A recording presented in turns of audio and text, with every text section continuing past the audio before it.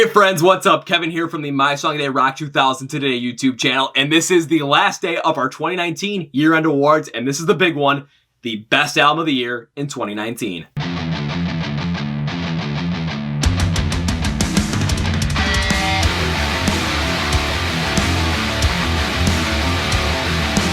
So this is the cream of the crop. These are the 10 best albums from 2019 with everything about them, between the construction, the lyrical content, every single song, whatever it may be. This is the cream of the crop, the best of the best from what I've heard this year. Now, please remember, this is my opinion. This is my take. This is my ears.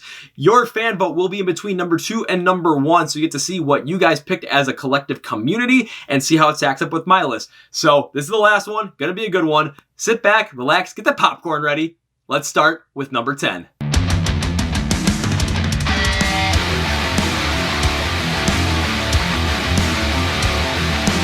The 10th best album of 2019 is the album Sudden Sky by Crowley Empire. This is their 4th full release, and what I like about the album, it's because it is the opposite of what I said about Pressure by Wage War, where Pressure by Wage War, the singles were great, but the rest of the album stunk. This one, the singles were all right, but the rest of the album is where the hidden gems were. This album was amazing with the tracks that were released on the day of the release. So they also blended many different styles of genres and subgenres of rock into their hard rock base that can be found in 2019. So let's take a look at some of the songs like Misery, where they experimented with that hard rock style and ended up mixing it with some more pop punk and metalcore styles, especially pop punk in the chorus, metalcore in the bridge, with an intense unclean vocal in the bridge, which really gave it a much different sound. Blurry and Out of Place did a fantastic job mixing a more alt-rock sound in the verses with a pop punk sound in the chorus that had a very catchy chorus in 2019. Sudden Sky had more melodic rock style and had some metalcore in there as well, and it is one loud way to end an album, and I absolutely love it. Sequence was my favorite song on the track because it is a mix and flow and style of that hard rock style, but they consistently mix in those unclean vocals and hard sound from metalcore, which makes it really work overall. Overall, I put this album on the list because they blend those styles so well together with that hard rock bass. And the fact of the matter was, there were so many hidden gems if you just listen to the singles and then listen to the rest of the album. There's so many hidden gems on this one. It deserves a spot on the list, even if it's just number 10.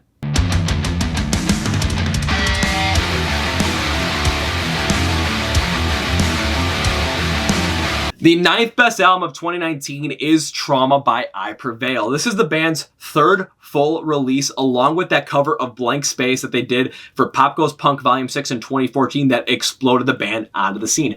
So what I like about this album is because of the consistent mix of clean and unclean vocals, because on the band's previous 2 releases, I thought they struggled to find a little bit of their identity. But when you went into this album with Trauma, they really did find their identity as a mixture between the clean and unclean vocals. So if you take a look at Eric's unclean vocals on stuff like Bow Down and Dead Weight, it really hits hard. You can see where that comes in comparison to Brian's clean vocals, where it'd be something more on like Bow Down as well, where that mixture is fantastic, and Hurricane, where you really get the emotion out of it. And this is a huge bright spot in the album because I thought the instrumentation, which had that identity in the previous 2 albums, kind of lost it a little bit, but the fact the vocals really found it as well in this one, yeah, it was a good move. Other great thing about this album is the consistently changing tempo between song from song. Because if you listen to the album through and through, you're never going to get the same thing back and forth. So you're always going to get something new, and you're never going to get tired of listening to the album from one to the other. Hurricane is my favorite song on the album because it goes through so many different styles, so many different tempos, where you kind of have a little bit of metalcore there, but also some progressive rock, some more melodic rock, hard rock. It just goes throughout the whole entire thing, and the band is very genuine with the song, with their lyrics. So overall, I thought this was a good album for I Prevail. However, I'm a little nervous going forward with what I've been talking about with Papa Roach, where they went with more pop tendencies, because the band did do some of this stuff as well with a couple of different songs, such as Breaking Down, that really lacked the bite, and Rise Above It, which was a little bit more electronic and had a different feature on it. However, this album has propelled the band into stardom within pop culture, along with where Killswitch Engage is right now, because they're nominated for Grammys. So, was it a good album though? Yeah, deserves to be number 9.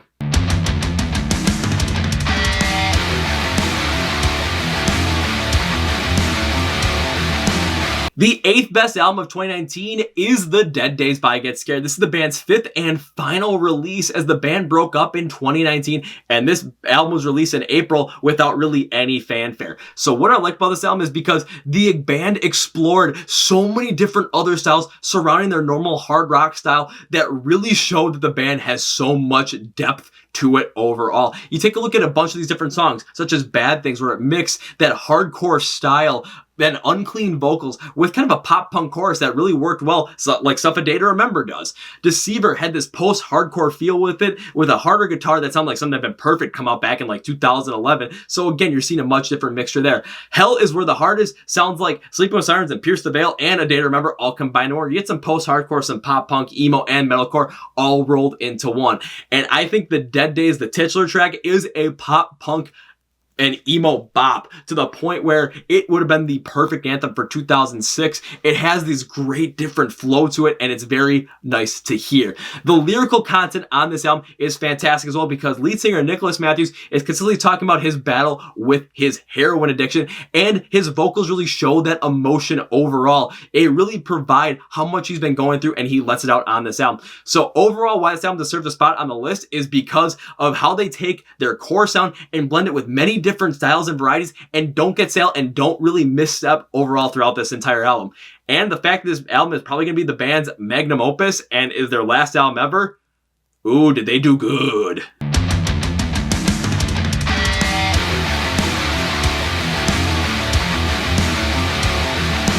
The 7th best album of 2019 comes from the newest band to come onto the scene with Strength in Numbers from Fever 333. So again, this is the second album from the band, and it is coming out with a style very similar to Rage Against the Machine that has been lacking within punk rock since Rage left.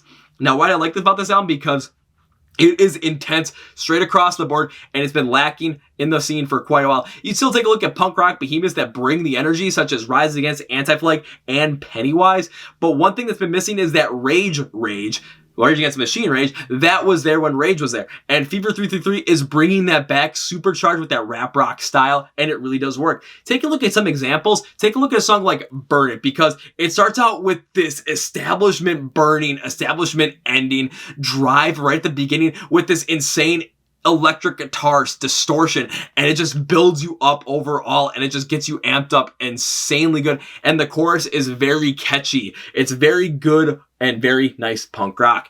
Pray For Me is a 2-part song that I really like on this album as well, because the first part sounds like something that's, straight up rap punk rock that Rage would have started on, but the chorus slows it up in comparison to make it much more effective. And the second half is more of a techno and metalcore punk rock style, but again, it mixes very well overall. Animal is another song that really achieved this, because it sounds like Rage, but it mixes with the flow of 3 Days Grace when Adam Gonte was writing their music. It also has more of an anthemic feel to it with a chant overall that is awesome. It's all about, fighting for what you believe in against oppressors, and not just doing it from behind a keyboard, actually going out and doing it.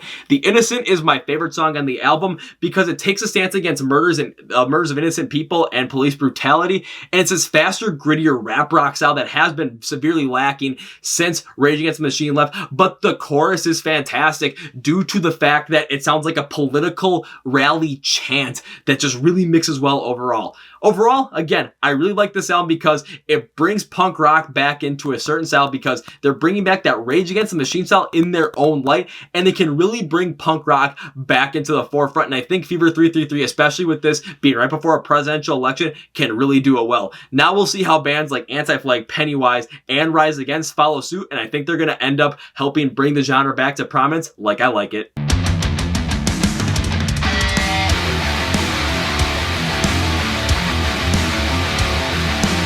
The 6th best album of the year is How It Feels to Be Lost by Sleeping with Sirens. This is the band's 6th album, and they said to be going back to their roots from their release on Gossip in 2017, which had a much poppier sound. They're going to go back to a sound similar to, Let's Cheers to This from 2011, and With Ears to See, With Eyes to Hear in 2010. So why do I like about this album? Because they did go back to that sound, and it was fantastic. It was the right move for the band because it showed a lot more from the band overall. So taking a look at some examples with a song like Leave It All Behind. This is the direct descendant of If You Can't Hang, and this is what people had been hoping for.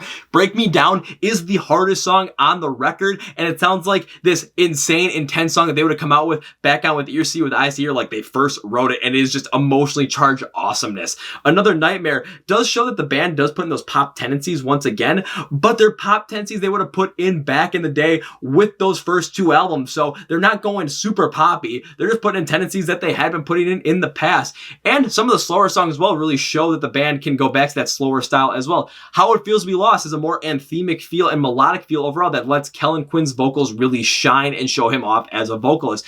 And Bloodlines goes with a little bit of a rougher sound, but slower than other songs above it.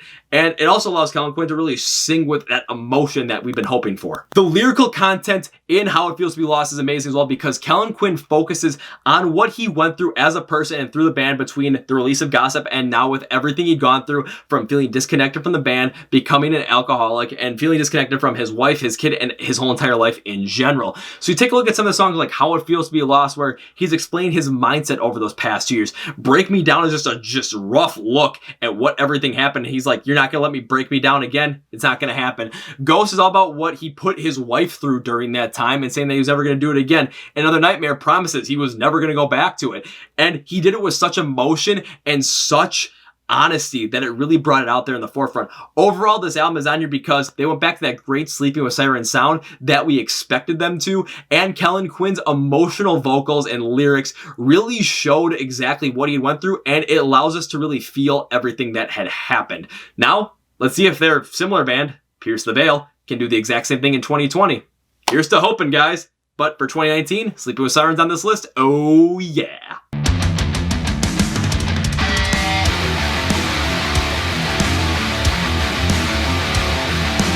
We are into the top 5, and the 5th best album from 2019 is Disguised by Motionless in White. This is the band's 5th release, and Chris said this would be the hardest Motionless in White release ever, but not in the way you would expect. So I'm thinking, are they going to tackle the hardest issues they've ever had to do? Let's take a look-see on why this album and why I like it. It is because the best way to describe the sound of this album is Creatures meets Graveyard Shift. So they could go with that harder sound, but they can also mix in with some different things as well, like they did on Graveyard Shift. They're providing themselves with a little bit more of a workaround and a little bit more of a broader sense to experiment with their own sound. Now, they did go hard on some songs that really sound like Disguise could have been on Graveyard Shift. Headache could have been on like Reincarnate. And Thoughts and Prayers easily could have been on Creatures because they fit so well. And Thoughts and Prayers is an absolute banger of a song. They also experimented with their sound with some other different influences as well. A song like Code would have fit in perfectly with an influence from Linkin Park. And it sounds like Chester Bennington could have sung the whole entire song and it would have been just as great as when Chris sang it. Brand New Numb has more of a punk rock feel to it. And Another Life is much more of a ballad style rock to it that is really good. I really did like it. They did get heavier in terms of the emotional topic they talked about. So Disguise was talking about hitting rock bottom, which the band has done at certain points in their life with the members, as Chris has said. Code talks about us being a unified front and not being dissected or separated by different things and always being there for people. Also as a tribute to the one and only Chester Bennington.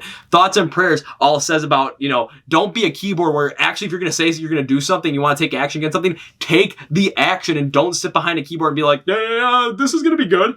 Also, Another Life, it talks about coming to terms with the love of your life that got away, the one that got away. And I remember watching the video for it and hearing it for the first time, and it hit me like a ton of bricks because they hit that perfectly with the sound, the feel, and everything about it. So overall, Disguise continued on the legacy that Motionless in White had, evolving their sound into making sure it was honed perfectly, but they also showed that they can experiment with different things overall, and they did go with heavier topics.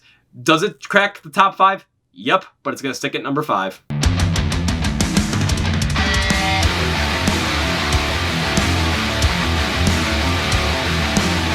The 4th best album from 2019 is Flawed Design from Saint Asonia. This is the band's 2nd album, their first from 2015. They've been working on this one for a while, but a lot of different factors contributed to the album being released just this year. Adam Gontier has gone on record to say this is some of his best work since 1X, so let's take a look at why this album is awesome. One of the reasons because of the different artists that they had worked with on this album to create great songs. Let's take a look at a song like The Hunted featuring Sully Erna, where Godsmack Sully Erna actually wrote this song for a movie, but it never really got fully worked on, or they just kind of left it in the dust. So Adam Gontier worked on it and came out with a song that very much would have fit right on 1X, but featured Sully Erna as well. Sirens is the best song on the record because it mixes the style of Adam Gontier with Within Temptation. This is one of my favorite songs from the year because they use Within Temptation sound to be a more opening and welcoming sound when you're talking about a song that's about trying to go and get help when you feel lost and you don't know what else to do before you completely lose it. Sharon Donadell's vocals with the Within Temptation style really bring you in with a comfort, and Adam Gontier's rougher vocals and harder style vocals make it seem like, this ain't gonna be easy, but it's gonna be worth it. And just the contrast out between that Adam Gontier style and Within Temptations, oh man, I didn't think it was gonna be that good, but did it blow me out of the water. The other surprising thing about this song, it was written with Dustin Bates of Starset and Steve Aoki of 30 Seconds to Mars. I don't know how this combination worked, but it did. This album also has a very consistent rock flow from Adam Gontier, and we know this from listening to his albums that he worked on with 3 Days Grace and the original Saint to Sonia album. We know what to expect, and we easily get that in the first 6 songs on the album over the first half, because you get this great drive that you heard from albums like 1X and the first Saint to Sonia album. You really get that feel, and is well done. The second half was a little bit more conservative, consistent, but drawn back, but that's due to Adam's vocals not being as prominent. But Beast on this one was Adam Gontier's best vocal performance on the album. I think one of his best vocal performances of all time. Also, please take a look at the album artwork. This is the best artwork of 2019. I'm not sure if anything can beat this even from this decade. Overall, I actually end up calling this album one of the weakest Adam Gontier outings of all time, but it comes in at number 4 on my list. This doesn't say anything about the album. This just speaks to the power of Adam Gontier's ability as a songwriter and how he creates great music. And this one, even me thinking that's one of the weaker ones, and it comes in at number 4 on an album of the year list, this one is still absolutely killer. Love the album. Fantastic.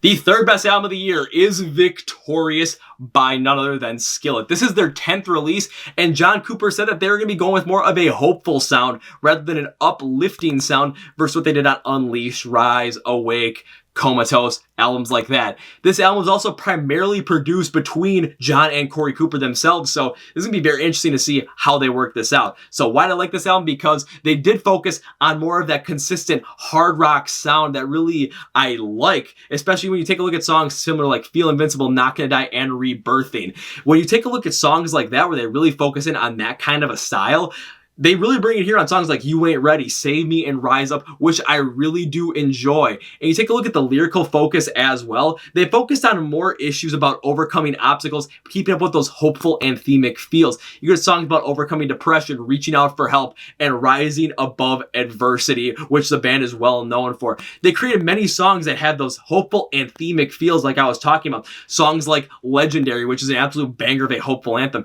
Victorious, which is a tribute to Chester Bennington. And a song like Finish Line, which has this bluesy vibe to it that just makes you want to completely go and finish whatever you started. Overall, when Skillet focuses on that hard rock sound but takes a lot of those Christian rock influences directly out of it and has just a great hard rock sound, they create some of the best music from them, and I absolutely love what they do here. This album is full of that kind of stuff, and it is great. The one quell I have with this album, though, is Jen Ledger's drumming. Now, I think Jen Ledger is a great drummer. The quell I have on this one is there are a lot of times on this album where her drum fills and her beats are just very consistent and don't really have much behind them. And it's nothing against Jen Ledger. This is more against the songwriting as well, because they do create great anthemic power anthems. I do enjoy it, but it was very consistent where they could have mixed it up a little bit more, like they did on songs like the Back to Life outro and Reach, where you had a lot more from Jen Ledger, where you created great anthemic songs from those, but you had a little bit more from Jen overall. So that's the one quell I have with this album, but overall, it still deserves to come in at number 3.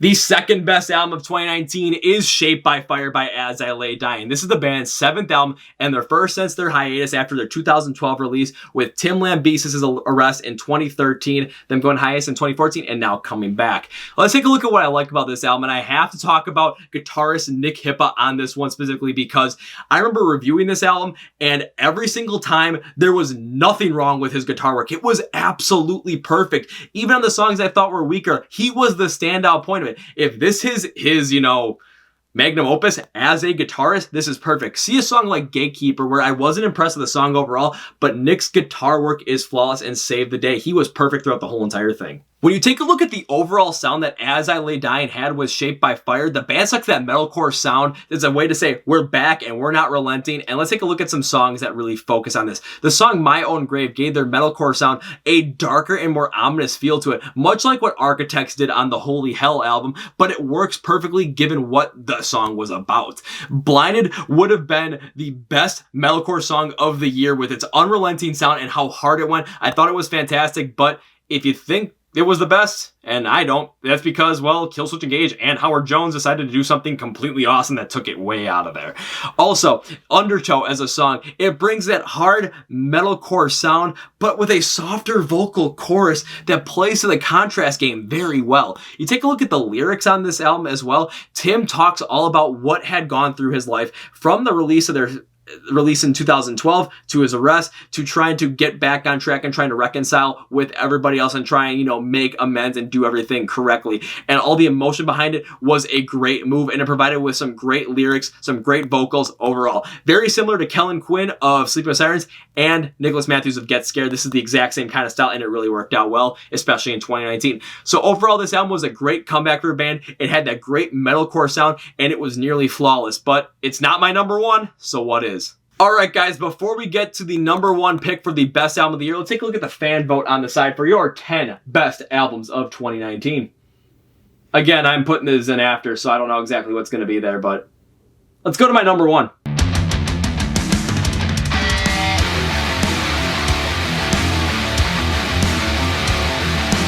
And the winner of the best album of 2019 goes to Walk the Sky from Alter Bridge. This is the band's sixth release and was written much differently in comparison to previous albums where Miles Kennedy and Mark Tremonti would come with ideas for songs, they'd work them together. This time, the guys came with complete ideas and they tweaked them together, so a little bit different. Mark Tremonti also said that this album was going to be more like a John Carpenter movie. It was going to have a lot of layers, a lot of complexities, and it was going to be very different overall. So it would be very thick. So let's take a look. Why this album is awesome?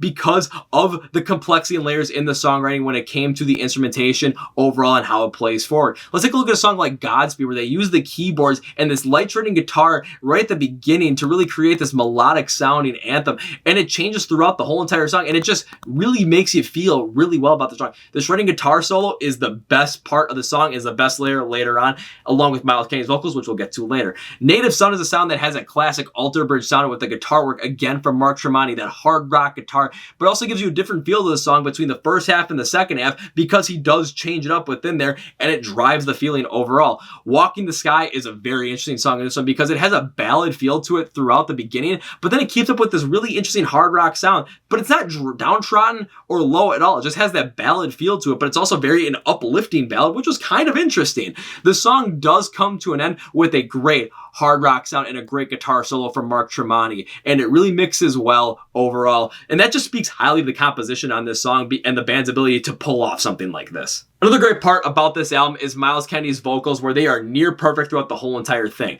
Take a look at a song like Godspeed, where Miles hits this certain pitch in the song that really just destroys you on the inside and penetrates you, especially with the Farewell, Godspeed, and Goodbye, because he goes through a totally different range on those 4 words in the chorus, and it works out incredibly well. Dying Light is another song where Miles Kennedy called this song a song that integrates the epic elements that the band has been building for ever since the album Blackbird, but it doesn't overdo it nearly at all. It also takes the listener on a nice sonic journey, and the only reason it takes the listener on a sonic journey is because Miles Kennedy's vocals allow it to do so. Now, The Bitter End is another song as well because he differs his pitch throughout each verse of the song in comparison to the other, and it helps build up into the chorus of the song. It makes you want to feel it, and it's just a beautiful thing. Miles Kennedy's vocals drive this album just as well as Mark Tremonti's guitar. One song I have to speak to specifically is In the Deep. I believe this is their second best song overall of all time, only behind Metalingus, because the intro brings in you with this really distorted guitar and then sounds like the song is going to go into something completely different, but then it goes into this hard rock sounding song. It's like, oh my lord, this is insane. But then it's so constructed beautifully with many different layers that everything sounds different. When you get to the first verse and the second verse, it starts out very low, very downtrodden, and Miles Kennedy's vocals have a lower tone to them. But then as it goes on into the pre-chorus, everything starts to pick up where then all of a sudden you get to the chorus, you get this hard rock sound from the band, great guitar work from Mark Tremonti, and a great sound from Miles Kennedy's vocals with a higher pitch and just focus in on it. Where this song shines though is the bridge and the breakdown. As you go through the bridge, the intensity just keeps picking up inside of you. And Miles Kennedy's vocals just keep getting more epic, and then he ends it with the "Your arms." Oh my lord, that just hit me like a ton of freaking bricks. I couldn't believe it in any way. It was one of the most amazing things I heard. And then the breakdown afterwards from Mark Tremonti and the rest of the guys with this hard rock breakdown, it was just the most well-layered, well-constructed song I've heard from them in a long time. Overall, this album is the album of the year, hands down. It is constructed so perfectly with so many layers and so much beauty that this album is going to end up transcending time to the point where you could have put this album 30 years back overall, and people would have absolutely loved it. You could put this song 30 years in the future, or album, I should say, 30 years in the future, and people are going to absolutely fall head over heels for it. And the reason behind that is because the songwriting is almost perfect. It's Beatles-esque.